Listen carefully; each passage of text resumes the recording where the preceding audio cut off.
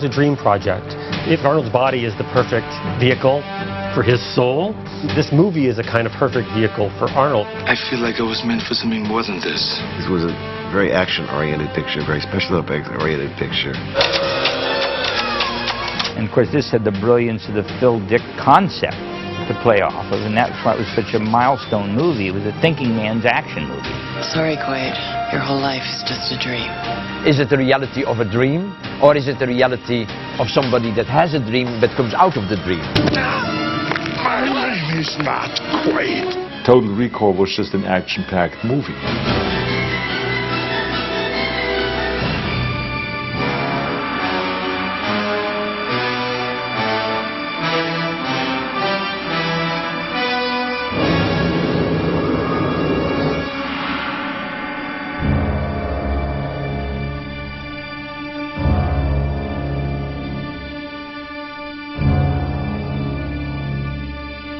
I think it was probably 74 that I optioned this story. It was Phil Dick, who was then not a known author at all. Phil Dick was a struggling pulp writer most of his career until Blade Runner got made. Phil Dick is concerned with what is reality. Virtual reality, the idea, you feed the senses and your brain will construct an entire world inside of your mind. Philip Dick went into very well and very clearly that if you have a virtual reality, you can't tell the difference. I mean, it's not as if you have a bad, fake virtual reality. I mean, the beauty of the concept is that, no, it's a virtual reality that's indistinguishable from reality. Your brain will not know the difference. The original Total Recall, which was then called We Can Remember It For You Wholesale, it appeared in one of those magazines I always used to read, Galaxy and Fantasy Science Fiction. And it appeared there, and it was a 23-page short story. This was the first story that knocked me right out, which I knew could make an incredible movie. I knew it would be incredibly expensive. I optioned that for $1,000 up front. I became aware of Dan O'Bannon's work. So I went to meet Dan. He had just graduated from USC. He was about 28 then. And he said, look, I think we can work together. And we launched in full speed into trying to make Total Recall. And everybody said, no, it's too expensive. Most people who read the first half of the script felt it was one of the best screenplays they'd ever read. But everybody also kind of agreed that it fell apart somewhere in the second half.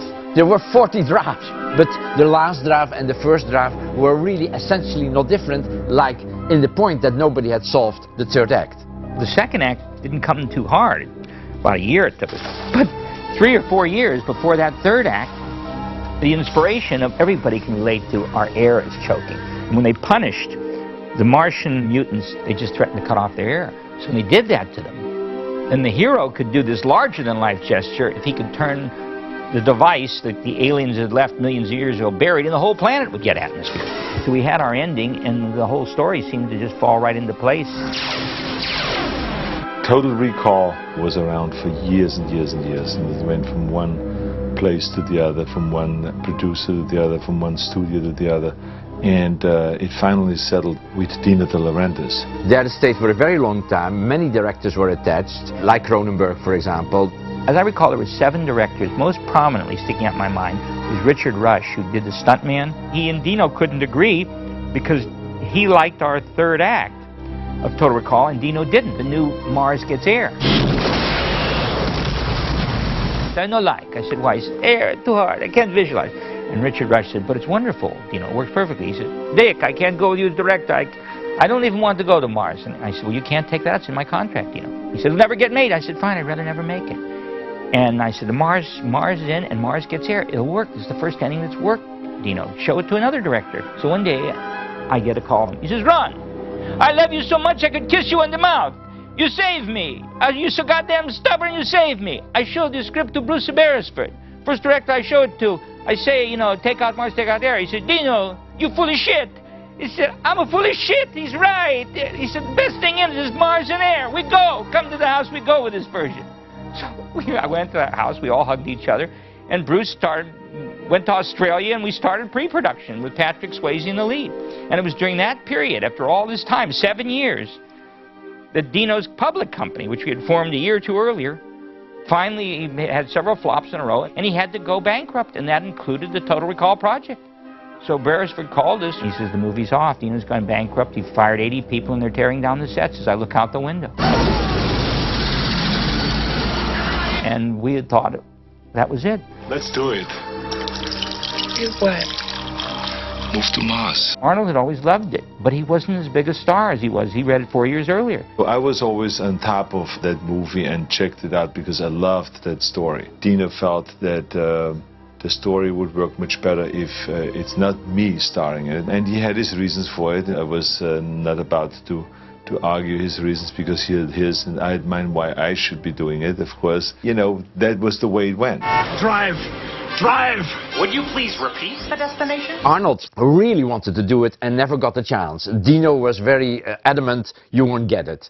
So when the project was in jeopardy and when Dino had to sell it, Arnold rushed to Mario Casar and said, that is the script you have to buy from me. So they bought it. Within the next few hours, they made a deal. And then I get this call from Arnold, and he says, Ron, he said, get ready, pack your bags, we go. We're going to make the movie. I said, what movie? He says, isn't there a movie you've been trying to make for about 10 years? I said, oh, it's in bankruptcy. He said, well, I just took it out. Back up. We're making the movie right away. And that was it.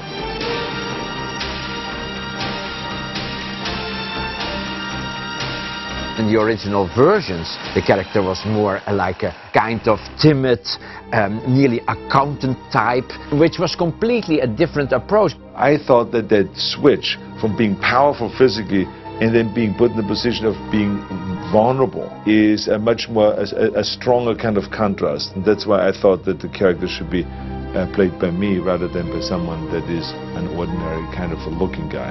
You know from the minute you see Arnold that eventually he's going to go in the phone booth, take off his shirt, and Superman, and here we go.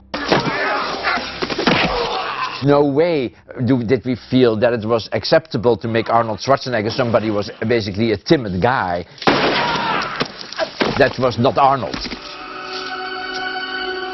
The first thing I did was I called Paul Verhoeven and I said, remember when we met a few months ago after you came out with RoboCop, and I said to you, he says, Paul, you and I, we have to work together. You're exactly my style of directing, my style of visual looks. It's a visual feast watching your movies. It's extraordinary. So he says, yeah, I remember that. And I said, well, I have the project for us now. Arnold needs a director that he really respects. And Paul's like a real tough guy. And Arnold's a big 900-pound canary. You know, he squawks, he gets what he wants, but he respects Paul a lot. Paul has a certain way of directing. He's very energetic, he's outrageous, you know, he's always continuously, you know, like, well, I think that you can go around the corner, I mean, much faster, and then you go bang, bang, bang, bang, can you not? I mean, why not? I mean, let's do it again, let's do it again. I mean, this is how he talks. All the time. It's like I pushed him, you know, and I helped him. I was laying with him on the floor or in the mud and say it's like this, and you should, I think you have to give more accent to this word, or push this a little bit harder. It has to be a bit faster. Don't be so slow. Do it 3, 4, 5 times. And because Arnold is a guy that has in fact no ego in that direction, you know, he's not like, oh, basically don't hurt me. It's more like, oh fuck yeah. I mean, he's open-minded. It's somebody that looks at his own problems, mistakes, or whatever, and is able to deal with that instead of saying they're not true. It's all fine. I'm great. I'm wonderful. He's not like that at all. And all of a sudden, all the pieces came together on that. And we didn't go to Australia. We went to Mexico. Paul sent me to the Ames Research Institute in San Francisco. They sent me to Houston to walk on the Space Lab. We started contacting colleges that were doing research on how one might live on another planet, gathering research, showing it to Paul. And then he felt free to make a movie. Like a normal movie, you get illustrators in, starting to draw concepts that are in the script. We built models of different settings in the movie. It was a pretty big budget movie at the time, very, you know, pretty expensive movie.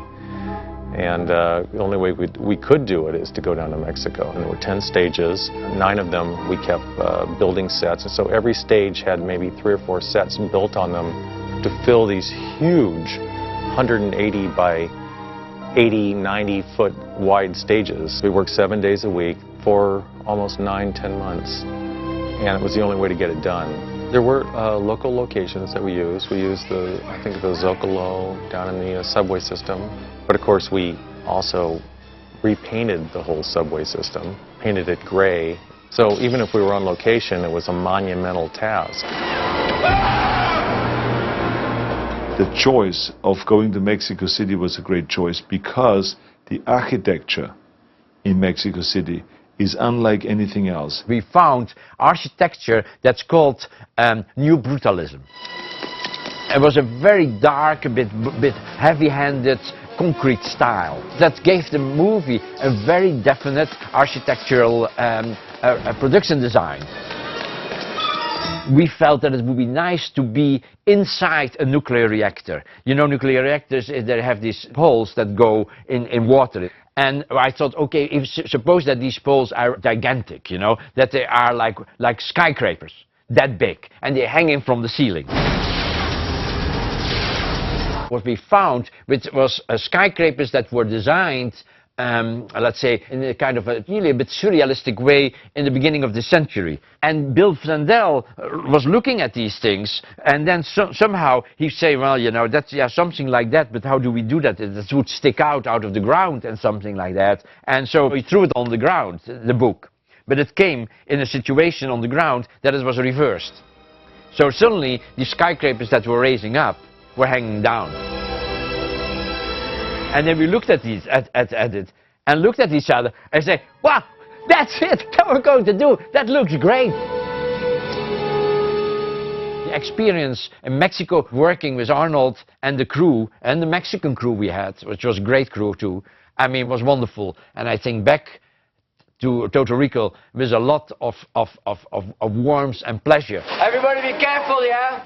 Whenever you shoot in Mexico, that weeds out right away the strong from the wimps. You know, you're in the middle of like the smog capital of the world. The breathing was like 2 packs a day of cigarettes just to breathe the air in Mexico City. Our producer / UPM, Elliot Schick, one of the toughest guys in Hollywood, had to be medevaced out. His eyeballs bugged out. Paul was very sick near the end. They used to have an ambulance, I think, on the set for him so that they could, you know, give him fluid and everything to keep him going. And one had to be constantly mindful of the sprinting distance to the nearest restroom at any time you were filming, and that, of course, added a layer of complexity to what we were doing. The Americans sometimes get really carried away with all this kind of stuff, you know, living clean and not to get any germs noticed. Everybody laughed at me because I was a complete hypochondriac. I was terrified to go to Mexico. I wouldn't brush my teeth with any water but bottled water. And finally, every week I insisted on a B12 shot. Everybody said, what good is that? That's bullshit crap, you know. But I was one of the only 2 people that didn't get sick were me and Arnold. He survived very, very well. I mean, he had his own food flown in from Los Angeles, and he had his own cook that was making his stuff in his trailer. So the only time that he got sick was when his cook got sick and he had to eat with us. It was clear that to keep the budget in balance, we could not afford, next to Arnold, some other people that would be extremely expensive. Rachel came in the first day and Sharon came in the second day. And I did scenes with them personally. I just tested them and did the scenes of Arnold. And after 3 days of casting, I said to Arnold, I think we have the girls, you know. I mean, this is Rachel and this is Sharon.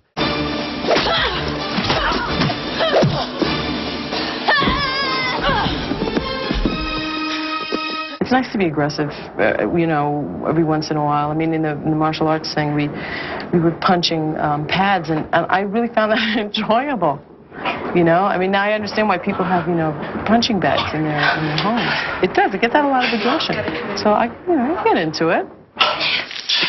What a bitch. I'd like to show you my honorary stunt women's association. I earned this, okay? Sharon Stone was terrific to work with because she was as dedicated as all the other ones were. She was training like a machine.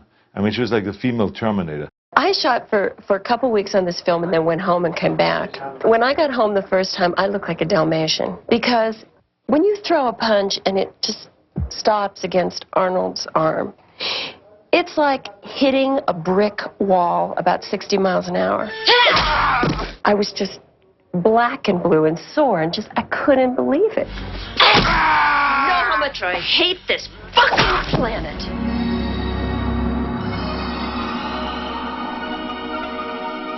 This was one of the last of the non-digitally composited movies, so we had to figure out ways of filming with cameras and actual miniatures almost all of the images, except for the skeletons that appeared on the skeleton screens. Everything that you see is something that has been created and photographed by camera. Well, that's a rumor, isn't it? I think so. For example, when we see Arnold on the train heading into the Mars City, the camera pulls away from that. You see Arnold in the window of the train. The camera pulls up and you can see all of Mars. It's a geography shot. It sets the exposition of what Mars looks like. And that was done with 3 different scales of miniatures and motion control camera moves that tied them in together. Very complicated and very difficult to do. I think back now when we have the ability to digitally enhance shots, how much easier things like that would be if we were doing them today.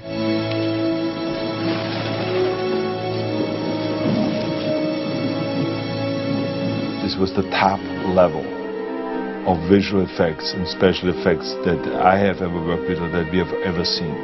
Because we hired the best companies, the best visual effects people.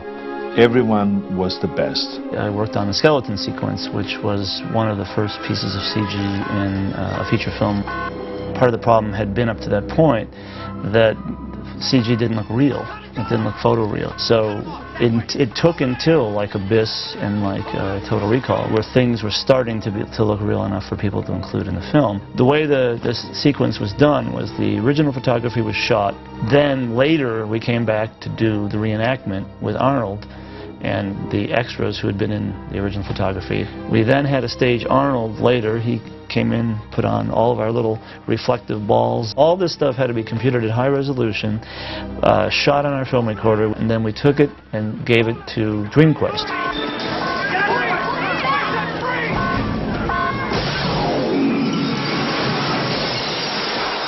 The funny thing was that the technology at the time made this whole sequence, which now you could probably do on your PC. There's a scene in the middle of Total Recall that was, one time was pulled out of the movie, which is where they actually land on Mars. You see all the trains and all that stuff. That scene was going to be not done for financial reasons. And I remember I talked to Paul and said, Paul, that's the only exterior I think we ever show Mars. We must have this. We are never outside. We have no big shots of Mars. All we need is 1 or 2 of these things. And it was one of those things I actually talked to Arnold about it, and then it got put back into the movie. When the studio would start to get jittery about some new $200,000–300,000 set or issue or more days, Arnold backed Paul all the way. You know, it takes a lot to buffalo these studios, and Paul was happy that Arnold was behind him every second, and it helped because he's the cash cow.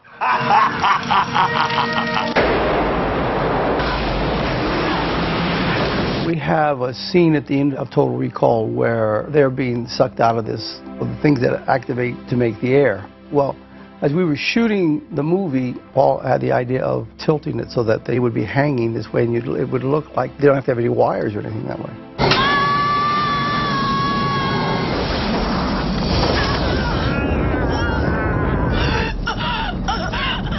That was the team of Robotine, who I had worked with on RoboCop. You got a lot of nerve showing your face around here. Paul Verhoeven was told, do something really weird, Paul. And he goes, really weird? Yes. Of course, the people looked stranger than in any other movie that you've ever seen. All that stuff was done by Robotine. Basically, doing makeup effects, special makeup effects for the picture, and also doing special visual effects, character visual effects, like people transforming, things like that. The difference of the two is that the first, which is the special makeup effects, are applying makeups and things to an actor, so it changes their physical appearance, and they perform with those. The special visual effects, or the character effects, are basically cable-controlled creatures or people that actually transform. There's no actor involved. We hope you enjoyed the ride.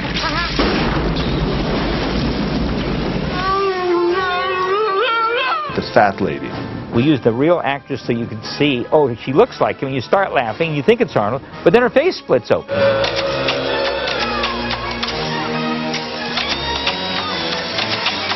That was definitely a groundbreaking effect. Get ready for a surprise! The most complex one, of course, was Kuato. What do you want, Mr. Quay? It had to be done with 15 puppeteers that would do the arms and the eyes and the mouth. Bottin had made the thing so real. 2 people asked me if it was a real freak, a semi-born Siamese twin. No wonder he kept out of sight. Our visual effects work on Total Recall was given a Special Achievement Academy Award, and that means that the Academy votes in advance that this film has sufficient merit for it to be announced prior to the award show. So we knew we were going to win. It was a peak moment in my life for us to go up on stage and stand there, you know, in front of 1 billion people watching and accept the award. With Total Recall, I sort of could go out a little bit further and try some different things and become a little bit more experimental.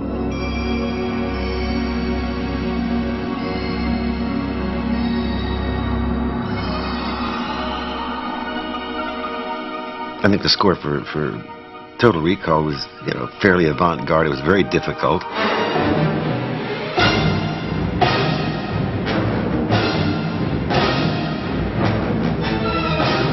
I remember reading at the time, you know, a lot of the criticism of the score was there was no theme, which was nonsense. There was a very strong theme that ran through it. It just wasn't kind of one of those kind of things you could go away whistling or something.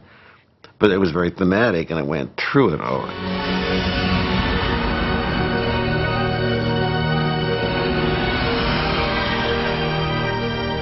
Paul and I work very well together because Paul can talk to me in intellectual and emotional terms, because you can't verbalize music. How does one describe the color red?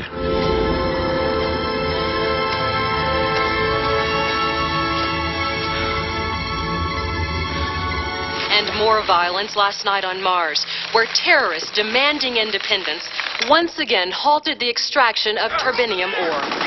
The political background for this movie really comes out of the 60s and the 70s. The idea is that, you know, government is bad, even if it's our government. Usually you're allowed to say the other government is bad, but this was the world government that they lived under, and it was oppressing the people of Mars. Sir, the oxygen level is bottoming out in Sector G. What do you want me to do about it? Don't do anything. But they won't last an hour, sir. Fuck them. The political idea was, of course, the abuse of the dictator, based on the fact that he wanted to get as much money out of it and put as little money into it. That, of course, was the theme of the movie. The first settlers are buried here. They worked themselves to death, but Cohagen ended up with all the money. It was an evil empire created on Mars that was, you know, making the people kind of work for their oxygen. I mean, it's a parable for our times. I mean, it's a riot of commercialism, you know, gone amok. You know, all of these brand names and mutant people and their kids, and you see what, you know, what this greenhouse effect is about to do to us.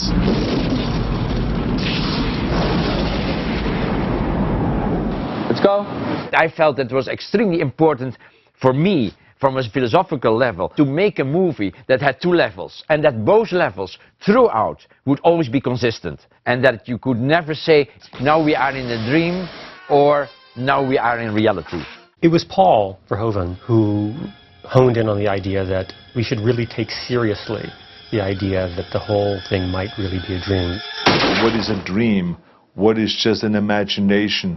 What is an artificial reality? What is an implanted reality? Stop punishing yourself, Doc. You've got to want to return to reality. Even at the very end, there is no decision made. And at the very end, he says, kiss me fast before the dream ends, isn't it? If it is a dream. And then we fade to white.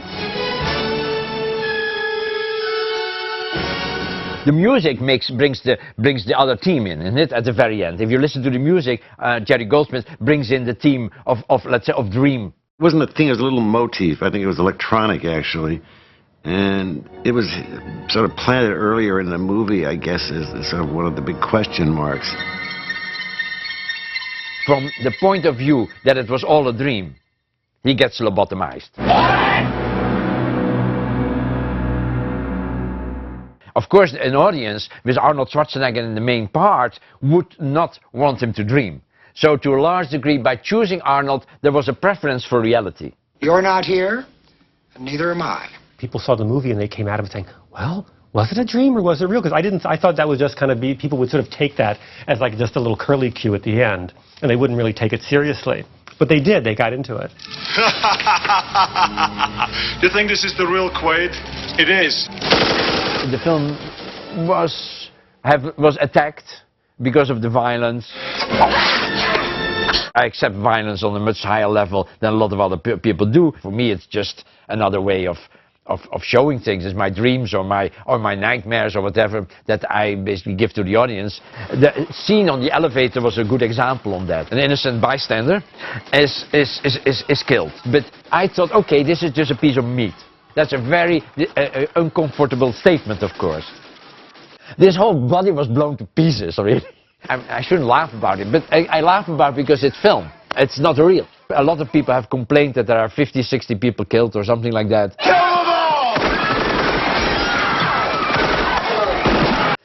Yeah, that's true. He is supposed to be a really super agent in it, James Bond in Square. So I felt that he was a guy that was able to blow away everybody. We really didn't do it so it felt like it was exploitation. I mean, it was just horrific. Consider that a divorce. The original line was, consider this a divorce, and then he shoots her, but I mean, we felt that was a little too cold-blooded. The violence in the movie is extreme, yes. And in fact, was more extreme when the movie was made. And ultimately, we toned it down. We had to tone it down because of the MPA gave us an X. I thought that it fit in perfectly well, the body count, because it was a very hectic kind of a movie. But of course, Paul, I think, gave them that cut, so they have something to complain about. And then he would cut it down. See you at the party, Richter! So it was on both sides, were people that admired it and others that really felt it was over the top and disgusting, which is really nothing new. Your mind, it is the center of your life. It is everything you hear, everything you see, everything you feel. It is everything you are.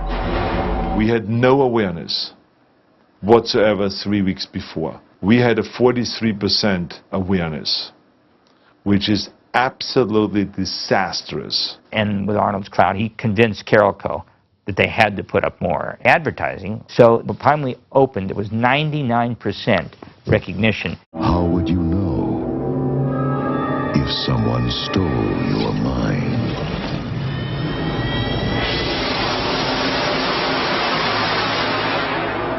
I think for its time it did very well. I mean, it made a lot of money all over the world. I think at that time it was $250 million.